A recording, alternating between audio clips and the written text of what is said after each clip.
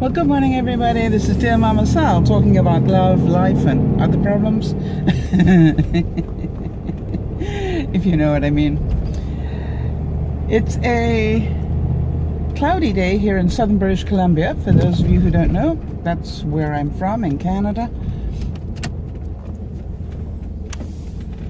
And I'm on my way to work. It is 14 degrees Celsius, which translates through to about 57 in Fahrenheit, for those of you who measure it that way.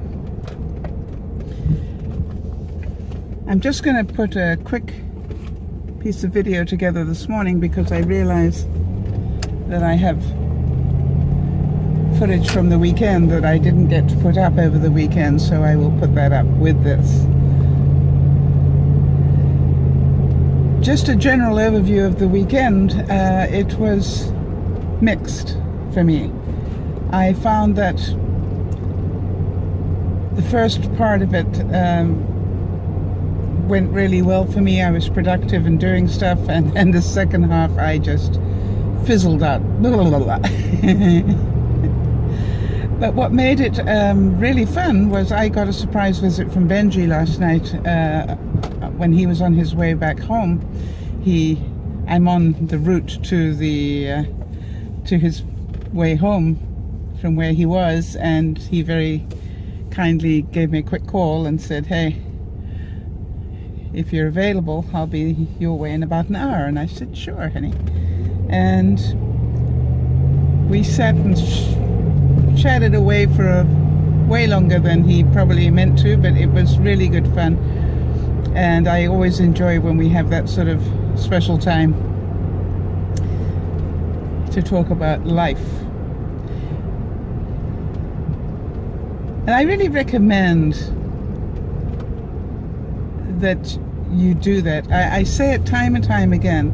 Part of the problem with today's society and the way in which we live it, and especially if you happen to be alone, and is that we don't chat anymore. You know, we're so busy with our lives. We're so busy with our heads stuck into our cell phones or computers that we actually don't sit and just shoot the breeze very much. And I am beginning to realize that that's a really important part of mental health. And I say mental health because when we isolate ourselves and stop interacting with people on a genuine face-to-face level, I believe that we lose something. When the only time we talk is over an electronic device where you haven't got any chance of anybody disagreeing with you immediately. And I often wonder whether that's why it became so popular. You could be heard. Nobody was going to interrupt you. Have you thought about that?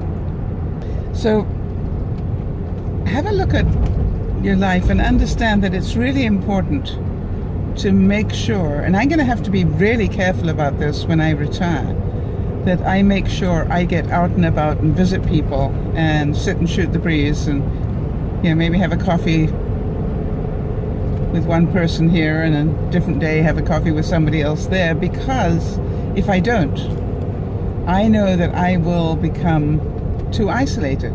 Why? Because the life I live naturally is isolated. One of the things that Benji and I chatted about yesterday was something that we've discussed before, which is if you didn't have any responsibilities tomorrow or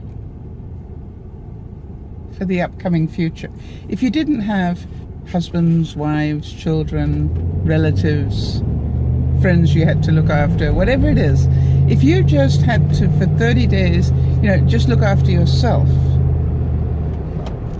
if you didn't have to worry about cooking or the housework or, you know, all those things that take up your day today, and I know that's a dream for some of you, but if you didn't, and I would ask you to dream about this, what would you be doing?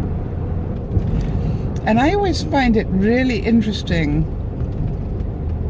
when I used to go camping regularly. I used to go out camping every month, even through the winter. But the question was, what would you be doing? And what surprised me was every time I went camping, it had the same basic format to it. I'd spend the first 3 days sleeping. And when I say sleeping, I mean I'd get up and make a meal, and I'd sit down and check the emails and read a book. Now, this is in the days before I was a YouTuber, to be fair. But, you know, I would literally, and Bean Bean was with me in those days, or the dog before him, and, you know, I'd go for a walk with the dog. But basically, for 3 days, I would fit those things in between catching up on sleep. And when you don't have to worry about rushing back, and in those days I used to work for myself, so I didn't care about rushing back. You know, I could plan my days. But what always I found so interesting was after about 3 days, then I noticed I started to get creative. And what I would fill my time with was amazing, really, because I would always, you know, go towards being either sociable or creative. And it's really an interesting exercise to do. Wow. You know my famous walk that I go on every year, where I show you what the level of the water is? Well, the water is half evaporated, and I wouldn't have thought it had been that hot this year, but I guess it must have been. I suppose we are in July, to be expected, right? Anyway, so I really do realize that when I retire, I'm going to have to be more disciplined about balancing out my days. I'm going to have to be more disciplined about getting out and moving my body, because I probably only do half the number of steps at the weekends than I do during the week.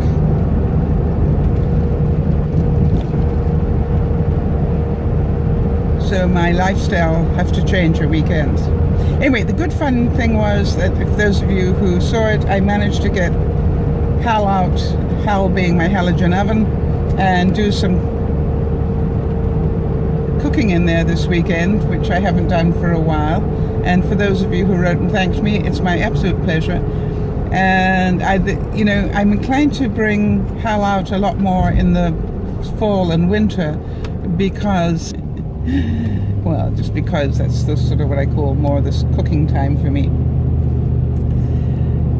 But I'm glad that you enjoyed it. And by the way, it was a really simple thing to make. I just made some scones, or scones, depending on how you pronounce it. And oh, they were so good. And I didn't bother to try and do all the mixing up myself and everything else, because I really have found that if you go to the bulk section of your supermarket, they normally have what I call a tea biscuit mix, all done for you, all perfectly ready. And I just take a couple of scoops of that, and I put them into, I take it out of the bag and put it in mason jars, because I always think it lasts longer that way. And then whenever I feel like having one or two, I can just take some. Now, there's part of me that goes, you know, that's not a good thing to eat, Sal, because it's white flour and butter. Yum, that's probably why it tastes so good. But I lost weight this weekend, and let me tell you, I think I know why. Because I also spent the rest of the weekend eating fairly good stuff.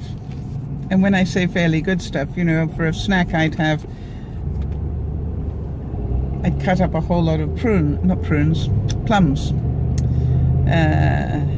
and just snack on them instead of chips or something less healthy. So I did well to have a bit of balance about that. And what did I have for dinner last night? For dinner last night I had a piece of chicken.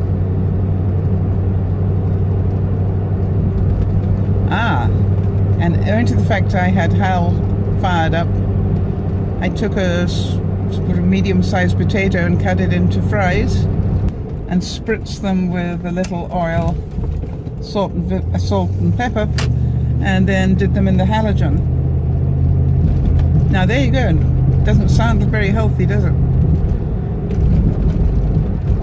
But you know, there's something about spritzing them with oil instead of cooking them in oil that makes all the difference.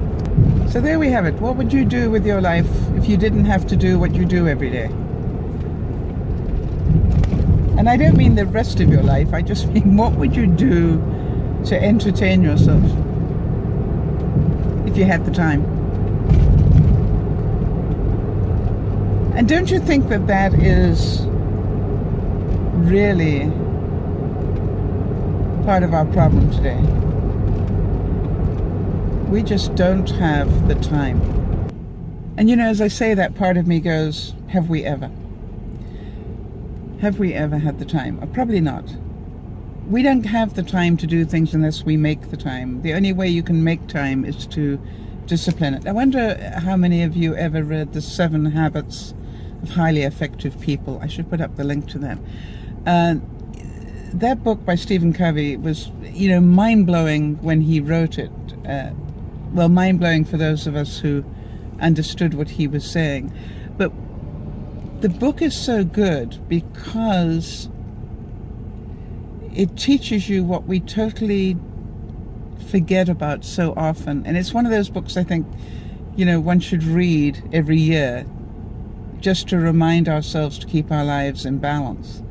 And the principle of the book was we need to slot in the important things first.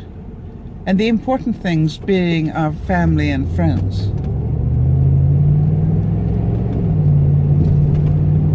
Or our peace of mind, or our, you know, we need to make sure that we have set times to really concentrate on those things. Not that, oh, I didn't have time to go have coffee with my friends this week. The reason we didn't have time is we didn't make an appointment to see them. Or I didn't have time to go visit my mother or father, or we didn't make it important enough. We were hoping that we would find some time in between. We didn't schedule the appointment. And I always remember that. And there's something else I remember from that period as well, and I can't remember who said it. I think I heard it at a seminar I was at once. And the guy said, what if you had tickets? And I remember sort of going, what? And he said, let me think about this. Think about it this way. If the most important movie star in your life, or comic, or band, or whatever, you know, sent you front row seats to their show tomorrow night, you know, plus a backstage pass, do you think you could make the time to go? And you know, we all blurted out our coffee, you know, of course we would. Yeah, he said, exactly. It's not that we don't have time. We don't schedule our time properly. And that's why it gets away from us. We get I mean, how many of you have done this, you know, where you go to the computer to maybe put in something important, and then the next thing you know, you got sidetracked 15 ways to Sunday with something that brilliantly was marketed to you, whether it's to watch another video about something else or to, you know, whatever it was. You know, the whole of the social media is designed so well to keep you entertained and to keep you online. And I wonder how many of you are getting a bit frustrated with that, because you sit down to do one quick thing and your mind gets distracted so easily. And so that's why we feel like we have less time, because we're spending so much time lacking the focus we used to have. And I would really recommend for those of us, and I'm one of those people, that the reason that I don't have time for a lot of stuff is because the only time I do is when I start getting really disciplined. When I start saying, if it's Monday, it means I need to spend an hour doing X. Or if it's Tuesday and it's 7 o'clock, I need to be doing Y. Do you understand what I'm saying? Is that we don't think about opening and closing our eyes. We don't think about breathing. Why? Because we don't think about it because it's a natural part of our day. You know, it's subconscious stuff. And really, if you're starting to find that time is getting away from you, it's time to start limiting the time you spend elsewhere. Why haven't I had time to exercise? You know why. Didn't want to do it. Wasn't high on my list, therefore it didn't get done. All right, everybody, on that horrible truth, this is Dear Mama Sal saying, have a great one. Bye-bye for now.